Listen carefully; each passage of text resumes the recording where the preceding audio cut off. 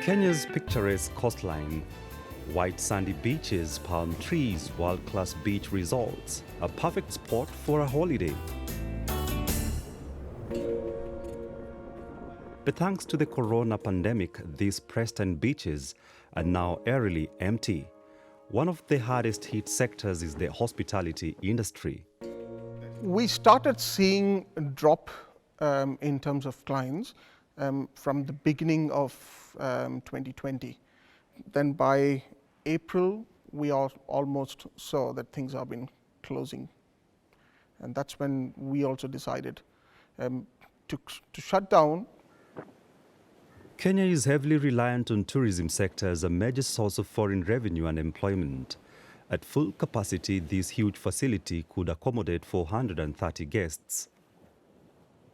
But that now seems like a distant memory for 38-year-old George Avin, who has worked here since 2016.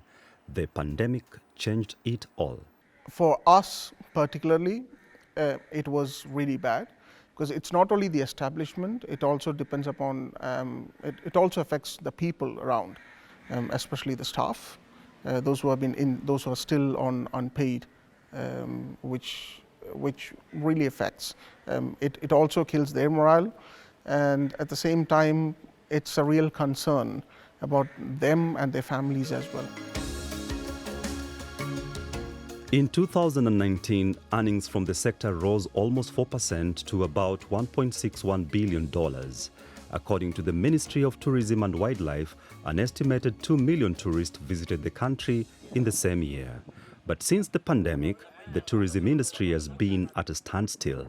As a result, around 1 million mostly young and energetic Kenyans lost their jobs, like Anthony Sanga Munga, who used to work as a safari guide. When the first lockdowns were introduced, we thought it was good for us because the government was protecting us from COVID-19. But once the lockdowns were extended, we realized we were being affected because we weren't earning. When they opened, we were relieved because tourists started arriving again in small numbers, and that's how we survived.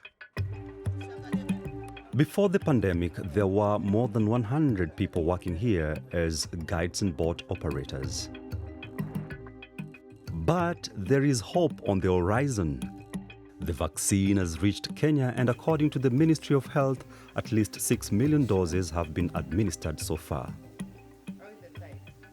And with that, you see now, that is exactly, the results are coming up now, because the minutes, we are not on the red anymore. We're not on a red in any country. There's no country that's actually banned Kenya from now the ban of travel bans that were there last year, early this year.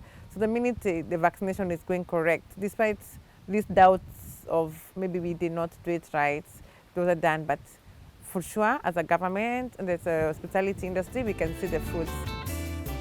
With Kenya's general election set to be held in 2022, the tourism industry can only hope that stakeholders will continue to safeguard this vital industry before more tourists return to soak up Kenya's shores.